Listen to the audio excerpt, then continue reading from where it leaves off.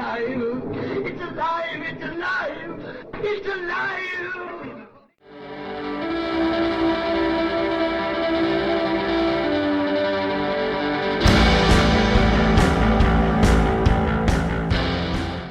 Hello and welcome to Alive After Reading. I'm your host, Tim Niederreiter, and with me today is a new guest to the show, Mandy Eve-Barnett. Welcome to the podcast. Thank you for having me this evening. Oh yeah, it's nice to have you. You, for some reason I've been completely thrown off guard by the standard greeting, but thanks for joining on the show. Could you tell the listeners a little bit about your books and the sort of stuff you write? Certainly. I do write multi-genre books, so I write the story as opposed to a genre. My latest book is The Commodore's Gift, which is a steampunk novel, and which was great fun to write. Okay, cool. Yeah, my current series is also kind of steampunky, but it's more on this. It's actually more on the fantasy side. The current series. Okay. And I just recently retitled it, so it originally felt more steampunk in vibe, and now I'm like, that's not really honest to the story as I write the sequels. So I went back and fixed it up a little bit. Cool. Anyway, so The Commodore's Gift. What's this book about? I mean, I guess in brief. In brief, I'm it's sorry. about No pressure. No pressure. Yeah. It's about a woman who obviously is constricted by the Victorian society that she should act a certain way and dress a certain way. And she finds herself in an attack by the ruling kingdom, and actually becomes part of the rebel force against that. And she comes into her own, actually. She becomes much stronger, not only with her sense of self, but that she can fight and that she doesn't have to conform to the society's perceptions of her. Oh, cool. No, that's a great summary. Sorry, I didn't mean to put you on the spot. Now I feel like I've done it twice. Now I'm just going to be awkward the rest of this time. No, it's okay. So what did you like about writing steampunk in particular? Or is there any reason you chose to make this story, set this story in this kind of time and space? Well, actually, the story started completely differently as a prompt at a writing retreat. And I wrote about 8,000 words about a gentleman that makes a contraption, which is still in the book. And he was the primary protagonist in the short story. I did submit it to an anthology, and it was going to go through, and then it just died a death. So I thought, I'll just leave it on the back burner. I'll find somewhere for it to go. And then all of a sudden, I went back into it, and this secondary character, Rowena, just said, no, I'm the most important person in this book, and you should be writing about me. So instead of having a short novella that I thought, well, I'll just put a little bit at the front of the short story and a bit at the back, it became this full-blown adventure of this young woman who wants to make a name for herself and show the men that, she's as capable as they are. Oh, it sounds exciting. It actually sounds, and that writing process also is fascinating to me, honestly, because I have a number of stories that have lingered, including the one I actually the book I just released, The Forgotten Mask, which is the first of my steampunk fantasy series, is that I've had a lot of, and I have a lot of other ones that aren't published, but a lot of my books they've sat on the shelf for a while, right, and then I go back to them, and that is a fascinating thing to me. Especially when I consider, the different story structures and sometimes the lack of story structure that's necessary to make a good book. Well, exactly. I mean, you have to think about, would it work, and as it is, obviously I had to rewrite the whole thing because the short story wouldn't work as it was, but I could still keep elements of that short story within the novel. And it was much more fun to incorporate it rather than think, well, no, I've just left that in a file and it will never see the light of day. Mm-hmm. No, that makes so much sense. I mean, sometimes for me, it's just like, oh, that idea that I loved. Like, actually, the first thing I published independently was a short story called Stolen Parts. And it's about necromancers in, like, a rural town in Minnesota, honestly, where I'm from. Oh, cool. But they're necromancers, and they're blue collar necromancers though, basically, which is kind of funny because they're low. So they animate dead bodies, but they don't get paid a whole lot to do it. Oh goodness! And that's among the problems that they have. But it's just a short story, so it's hard to tell. It's kind of hard to explain that element. That's kind of that's just the backdrop, basically. And but anyway, but that's the kind of thing that I'm like, I want to make a novel of that eventually. I just don't know what to do about it. I've been stuck on that for years now. Yeah, sometimes you just have to leave a story, and eventually it just clicks, and you have no idea why it clicks. It just does. Yeah. I mean, I wrote a fantasy novella, and it was set in medieval England, and it was fun, and everybody liked it. And then I started getting messages saying, "Where's the next one?" Mm-hmm. There isn't a next one. That's it. Oh, no, you've got to write another one. Okay, then. So then, obviously, with, reader pressure, I did another one. Did that one get the same treatment, though? Did more people come after you and they're like, that's a good sign, though. That's good. Oh, it is, yeah. But, I mean, it was fun to go back to something. And although the characters were different, it was the same setting. Mm-hmm. So I enjoyed that because I could explore it in a different way. It's just, have the same location per se. Yeah, that's one of those things I kind of struggle with because I know the temptation, not the preference of a lot of readers these days is to, at least the big readers, the ones who read tons of books, those readers, a lot of the times their preference is to have a series with the same characters. And that is something I find tricky because I like to bounce around in settings and characters and stuff. And I'm like, I don't know how to stay put for very long. And that's why I've kind of settled on this idea of just writing very quickly. And then I can bounce around, So I'm spending a week writing a book. And then I'm spending another week or maybe a month on a series. And then I can bounce back and do a different series.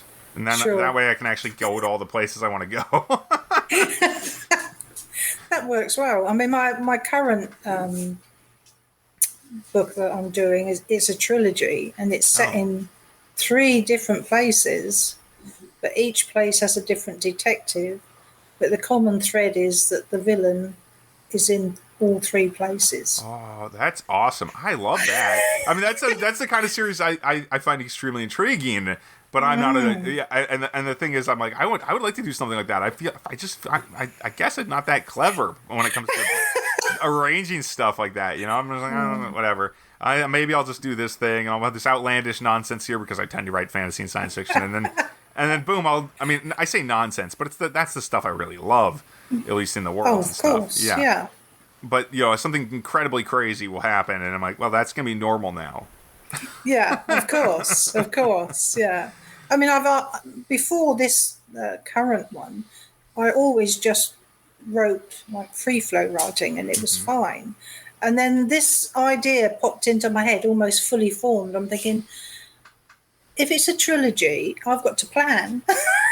So it's like, oh my Lord, how do I do that? So then I'm reading, as much as I can about, how do you get into a trilogy and how you cover the arc and what do you arc for each book. And so it took a while. And then, of course, I covered the living room floor with lots and lots of pieces of paper so I could plot it out because I have to visually see it. I can't just have one piece of, a screen in front of me. It didn't work at all. So, yeah. Oh, absolutely.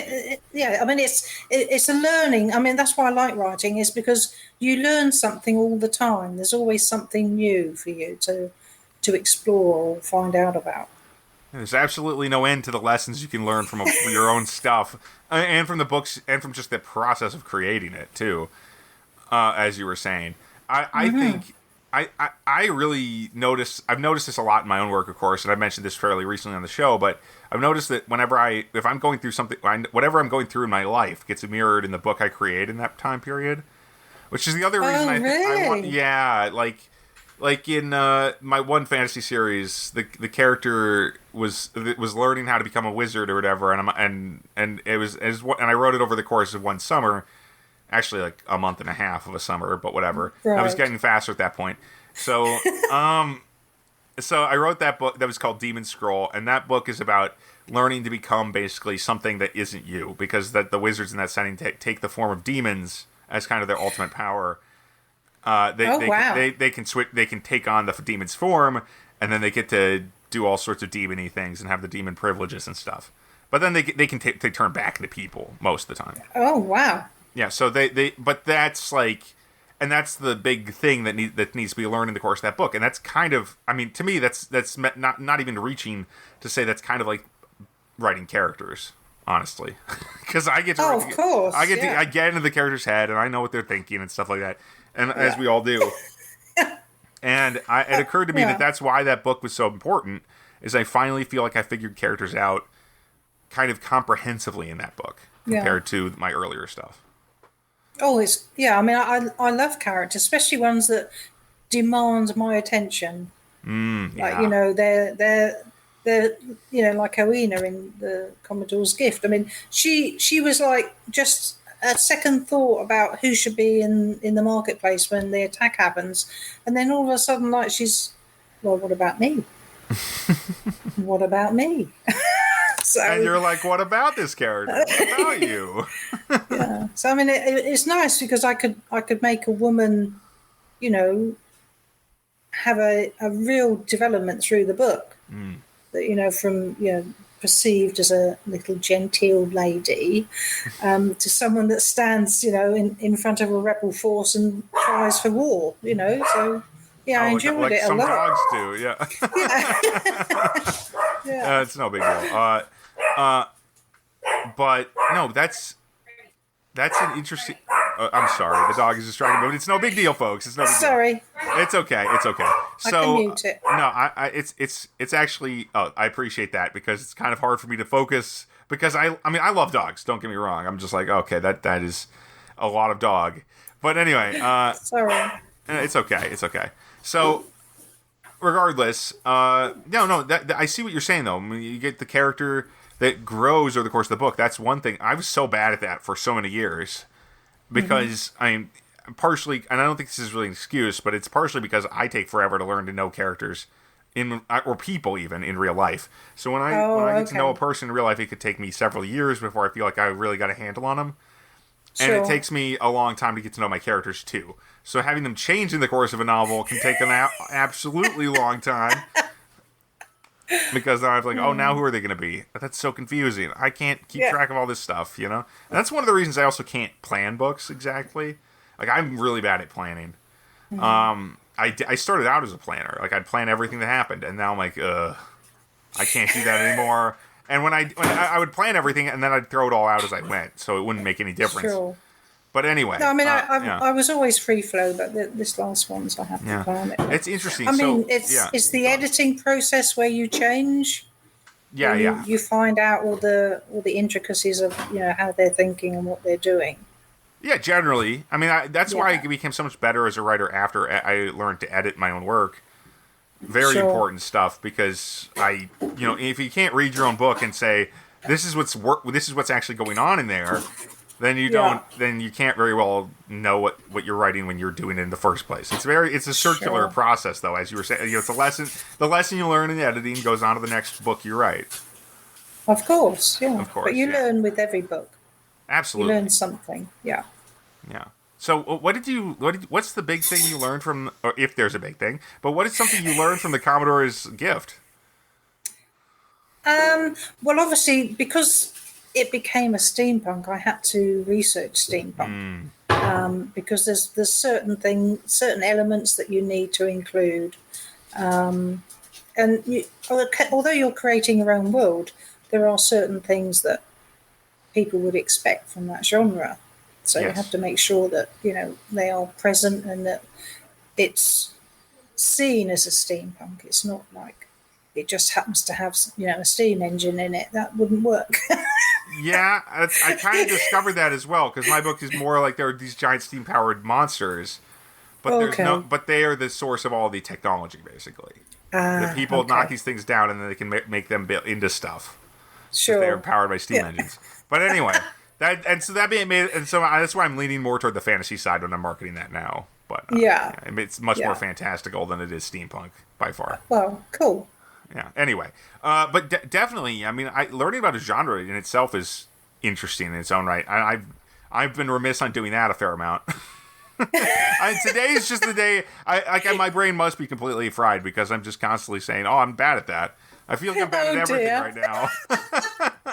No, it's no problem. It's no problem. It's not at all. Yeah. I mean, I just enjoy finding out about new genres and how they're formatted and how readers, have a concept about what they think is true to that genre. Mm-hmm. Yeah, I mean, I'd never read a heroic fantasy novel, at least not an old school one. I'd read some short stories, like the Conan short stories, or those are. Yeah. I'd read a few of those original ones, but then I hadn't read. I finally read one of the Michael Moorcock short story novels, one of his Elric novels recently. Okay. And these books are incredibly influential on the kind of fantasy I write. And I never read one before. I'm like, wow, they're from like the 60s and 70s. I'm like, wow, this is crazy. Like all this stuff, like I can already see where this affected other stuff that I read and that stuff I grew up with. Yeah. It's pretty crazy. But that's just, then like you were saying, that's just the genre. It illuminates its genre a lot. Just reading like one of the originators of the genre is very well, of course. inspiring. Yeah, I mean that's why I write. Sorry, I read as much as I write within genres. So I have a very sort of eclectic reading pile. People will go, hold on a minute. She's got horror, she's got romance, she's got steampunk. And they're going, what don't you have? What don't you? Yeah. So, and it's like, well, and then I've got non-fiction because obviously from my other freelance writing, it's like, this is totally different discipline because you're writing for someone else, right? Yeah. You're not writing for your own enjoyment. Exactly. So. And I let me tell you, I really, really did not like being a freelancer back when I was doing that. That was tough.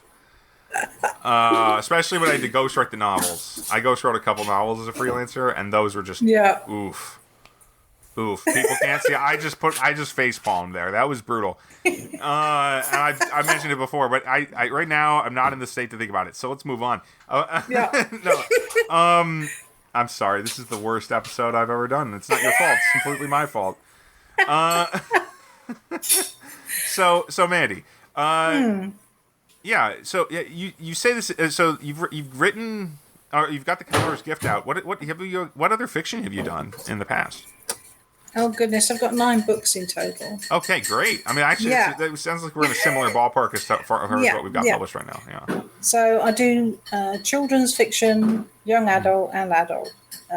So my very first book was a little children's picture book. And it's about a little monster who comes up from underground to scare children on Halloween. Ah, wholesome. Yeah. And then the one I mentioned before that the readers wanted a second book is set in medieval England, and that's the Vytham Kingdom. And then I've got a speculative fiction, Life in Slate Patch, which poses the question: if we lived in a matriarchal society, would it be better than the patriarchal society that we've got, right? So I made it so that it's from a young man's point of view, not a woman's point of view. So he's living underneath the matriarchal society. No, that's an interesting question. In fact, I mean, because it's like if you just switch out who's in control, how much would that actually change things? Exactly. Yeah, and then the other one, because I've always been interested in reincarnation, I did a sort of a romancy book about reincarnation, and so I had 2 time periods, and I had people that were in the 1800s and then met again in the 2000s. Oh. And that was fun because that was another one that I had to print out and put across the living room floor because I had to make sure that, what was happening in both time periods reflected each other. So, oh, yeah, that makes so much sense. There's all these... I mean, having a big time jump. I kind of did that in my space opera book, Origin of Storms, but it was all in one lifetime. It wasn't like, now we're in two different storylines. No, I just had some serious flashbacks. 4 people in different timelines, but the 4 people are actually reincarnated, they're right? 2 people, right? Yeah. Oh no, 4 people. It was 4 people. So there's really 8. There's really like 8. Sort of, yeah. I suppose you could say originally. 8, yeah. I'm saying, so their personality, their personalities in 1800 is modernised in the 2000s. Ah, interesting. Yeah. Yeah. I mean, what's that one called again? That's called the Twosome Loop. And everyone spells it wrong. It's TWESOM. That is a tricky word. I know. I don't like sort of, Common Garden titles. I'm sorry. Hey, at least you can spell that one. I mean, like, people never find my website because the title is my name. Yeah. It's far too long. Anyway. So you say you read a lot. So we're kind of going to the last stage of the show, which is where I ask you what you've been reading lately that you might want to recommend to readers. I'm actually reading a book by Mary Swan, and it's called My Ghosts. And I found it in a bookstore, tiny little bookstore called the Purple Platypus. Super name. And it's an older book, but I just love her writing. And she's talking about how she's feeling and what's happening around her, and that, she's been ill and she's losing time, and how time has affected her and what's happening around her, things that she's seen that she thinks has happened but hasn't happened. So it's a very sort of internal dialogue. So it's a very different book to what I usually read, but I'm really enjoying it. Interesting. Yeah, it's I changing it up is important when it comes to reading. I took a while to learn my own reading style. Actually, I relearned it after having to close read stuff as an English major back in college. Right. And I learned that I prefer reading much more loosely. So sometimes I even miss stuff that's actually on the page, but then I can go back. Because I bounce around the page. That's what I do. I mean, I have ADHD. My eyes go everywhere at once, and so eventually I read the whole page. Usually. Right. But I might miss a sentence here and there, or just a few words, because I kind of jump to the end, read back, etc. But I've recently been reading this. I picked up The Black Company again. Glenn Cook, The Black Company. That's a fantasy story that goes extremely fast paced. Lots of little stories in that one, because it's about this like military unit basically in a fantasy setting. So there's this unit of soldiers called the Black Company, and there's a lot of them, and there's a lot of little stories about the different people in this unit. So it's pretty cool. Oh, neat. But the one I've been mostly reading is actually Sailor on the Sea of Fate, which is the second prequel to the Elric saga by Michael Moorcock, which is one of the. Nice. I mentioned the first one of those earlier that I read on vacation, and this one is actually really insanely weird. Let me put it that way. I like it, but it reminds me of like Farscape or something like that, with how weird the settings can get and the scenes can be. Neat. But it's a fantasy, because in the first book it's like, okay, I kind of get this. It's an adventure. It's far flung, but it all kind of fits together easily. And then the second one is the character is now sailing across the seas as a mercenary, and he was like, and he's a mercenary, but everywhere he goes is weirder than the last place, it seems. But you must have fun writing that then. That must be super. Well, I really would like to talk to him. I mean, he's gotten up there in years now, but he's still out there. Michael Moorcock. If you're listening, well, no, you're not listening, but I wish you. I hope I'll have him on the show at some point. A previous guest, Terry Shepard, has pressured me to go reach out to him, and I may have to do that now. Well, you should. Yeah, I suppose so. Anyway, I've gone on long enough. Mandy Eve-Barnett, welcome. It's been great having you on the podcast. Hope it wasn't too silly for you. Not at all. It was nice to be here. Thank you for having me. Nice chatting with you. So where can people find your works, and what should they be looking for? Well, obviously, I've got all my books on Amazon, so you can find them there. They're also on Smashwords, Kobo, Barnes and Noble, all the usual. All over the web. Yeah. All over. They're everywhere. And so am I. You can find me on most of the social media. I'm everywhere. I'm ridiculous. And I have a blog as well. So what's your blog, if you can say it without spelling it too much? www.mandyeve-barnett.com. Really easy. Excellent. Real easy. Yeah. I mean, compared to my name, where it's like, where does the I go? Anyway, so thank you for being on the show. That's been great. And thank you. And as for this podcast, you can find us at mentalcellarpublications.com. You can find more of my works on Amazon.com for the most part. But you can also find the print books wherever fine print-on-demand books can be bought. So definitely be looking out there for The Forgotten Mask. And soon, actually probably by the time this drops, we should have Beloved of Death, which is the second book in that series. And who knows, there could be more. There will be more soon. If this is coming out in September, just click on the first book. You'll see the whole series. The Forgotten Mask. Twisted Gods, book 1. All right. Thanks for listening, everybody. Stay safe out there, folks. Have a good week, and I will talk to you again next time. Next time I remember to turn off my mouse.